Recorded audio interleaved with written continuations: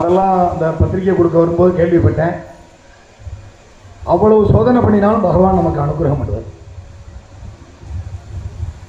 நம்ம பகவானை ஆராதிக்கிற விதத்தை பொறுத்து சுவாமியை நமக்கு பரிபூர்ண அனுகிரகம் கொடுக்கறதுக்கு தயாராக இருக்காரா. அப்படி ஒரு பிராச்சீனமான சம்பிரதாயம் உள்ள நாகைநல்லூர் கிராமம். இந்த கிராமத்தில் பாடுறதுன்னா கொஞ்சம் பயந்துட்டு பாடணும். இவா சம்பிரதாயப்படி பாடணும்பா, எதை வேணால் பாடிட்டு போக முடியாது. அப்படி மூதாதையர்கள் கொண்டு வந்ததை விடாமல் ஏதோ நடத்தணும் அப்படின்னு இல்லாமல் பரிபூர்ண பக்தியோட ஆத்ம திருப்திக்காக இந்த உற்சவமானது நடக்கிறது.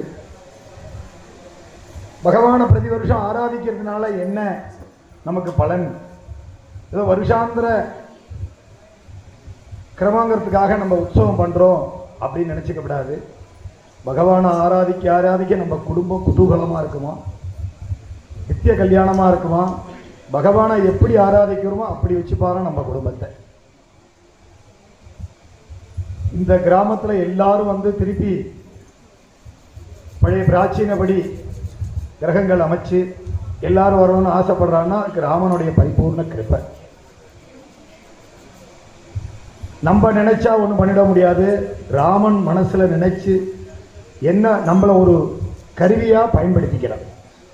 நம்ம நடத்துகிறோங்கிறது கிடையாது, நமக்கு அதுக்கு கூடிய பாக்கியத்தை கொடுத்துருக்கான் ராமன்.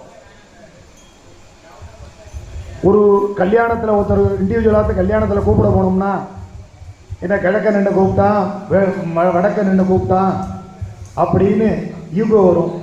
இந்த நாமாவை சொல்கிறதுக்கு கூப்பிடும்போது தான் எந்த விதமான பாலிடிக்ஸ் இல்லாமல் சேர்க்கறது இந்த நாமாவுக்கு அவ்வளோ மகிமை. நீ நான் இல்லாமல் எல்லாரும் சேர்றது எங்கன்னா நாமா சொல்கிற இடத்துல அவ்வளவு ஒரு பலன் நாமாவுக்கு. 1777 குரு சுவாமிகள் கொண்டு வந்த சம்பிரதாயத்தை எல்லா விதமான சம்பிரதாயத்தையும் கொண்டு வந்து சேர்த்தார். அப்பயே அவர் பேதத்தை காமிக்கலையா. மனமே நம்பாதே வாழ்வே நம்பாதேன்னு திவிநாமத்தில் ஒரு கீர்த்தனத்தை சேர்க்கிறார். திவிநாமத்தில் 16 ராமதாஸ் பாடிட்டே இருக்கா. எப்போ பார்த்தாலும் சம்பிரதாயமே பாடிட்டு இருக்கேளே அப்படின்னு ஒரு இடையில இப்போ கமெண்ட் வர மாதிரி எனக்கு கமெண்ட் வருது. அப்போ சித்தர்கள் பாட்டுன்னு கொண்டு வர.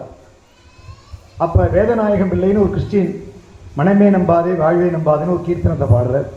சத்குரு சுவாமிகள் பல்லாக்கில் போயிட்டு இருக்கார். அவர் கீர்த்தனம் பாடினது சின்னது தான், அதில் இருந்த தாத்பரியம் நிறைய. அந்த கீர்த்தனத்தை கொண்டு திவ்யநாமத்தில் சேர்க்கிறார். அப்படி எந்த விதமான பேதமும் இல்லாமல் நாம சங்கீர்த்தனம் ஒன்று தான் எல்லாரையும் ஒன்று சேர்க்கிறது. அந்த நாம சங்கீர்த்தன வழியில் இந்த கிராமத்தில் அதி கோலாகலமாக அந்த உற்சவம் 10 நாளாக நடக்கிறது. நல்ல ஏற்பாடு, அன்னதானம், எல்லாரும் வரணும் அப்படிங்கிற ஒரு உத்தேசத்தில் எல்லாரையும் இந்த உற்சவத்திலாலேயே எல்லாரையும் ஒன்றா சேர்த்து எல்லாரும் தன்னுடைய கிராமத்துக்கு வந்து தன்னுடைய பகவானை ஆராதிக்கணுங்கிற ஒரு எண்ணத்தை உண்டாக்குறா இவ கமிட்டிக்காரெல்லாம். பிரதி வருஷம் அதிகமுகமாக நடக்கிறது. 102வது வருஷம், பல 100 வருஷம் நடக்க போகிறது இந்த உற்சவமானது. எல்லாரும் சுபிக்ஷமாக இருக்கணும், கல்யாணம் ஆகாத குழந்தைகளுக்கு கல்யாணம் ஆகணும், தானியங்கள்லாம் நிறையா விளையணும், திரவியங்கள் கொடுக்குறாளோ இல்லையோ எல்லாரும் முதல்ல பார்க்கணும். திரவியங்கள் கொடுக்கறதுக்காக பார்க்கணும்னு சொல்கிறதில்ல, பகவானுடைய கிருப்பை அடையிறதுக்கு எல்லாரும் முதல்ல வரணும். யூடியூப்புங்கிறது முடியாத வாழ்க்கை. எல்லாரும் பகவானை தரிசனம் பண்ணணும், இந்த உற்சவ காலத்தில் தரிசனம் பண்ணணுங்கிற ஒரு மனசில் எண்ணத்தை உண்டாக்கினது இவாள் இந்த கமிட்டிக்காரா. நம்ம மூதாதையர்கள் பண்ணின உற்சவத்தை நம்ம பாரம்பரியத்துக்கும் பரம்பரைக்கும் கொண்டு போய் எல்லாரும் இதில் ஈடுபடணும். நம்பாத்து உற்சவம், நம்ம ஊர் உற்சவம் அப்படின்னு எல்லாருக்கும் மனசில் எண்ணம் வரணும். அப்படி வந்தால் அந்த பகவானுடைய பரிபூர்ண கிருபை நமக்கு கிடைக்கும். நம்மளால் எந்த விதமான ஒரு இதுவும் பண்ண முடியாது. அதுக்காக நித்திய கர்மானுஷ்டானத்தை விட்டுடு, நம்மளுடைய பரம்பரை இதுகளை விட்டுடுன்னு பகவான் சொல்லலை. 108 காய்கறி பண்ணலான்னு சந்தி பண்ணலான்னு போய் உட்காடுறோம். அப்போ தான் செல்லில் ஒரு மிஸ்டு கால் வருது, கான்சன்ட்ரேஷன் அங்கே போயிடுறது. 12 காயத்ரியோட செல்லுக்கு போயிடுறோம். இதுக்கு என்னடா சுலபமான வழி அப்படின்னா குரு சுவாமி நாம சங்கீர்த்தனம். போதேந்திரால் ராம நாம மகிமையை பற்றி சொன்னார். ஐயாவால் சிவநாம சிவாக்கிய சிருஷ்டி பண்ணி சிவநாமாக்கு என்ன பலன் அப்படிங்கிறத நமக்கெல்லாம் எடுத்து காமிச்சார். சத்குரு சுவாமிகள் என்ன பண்றார்?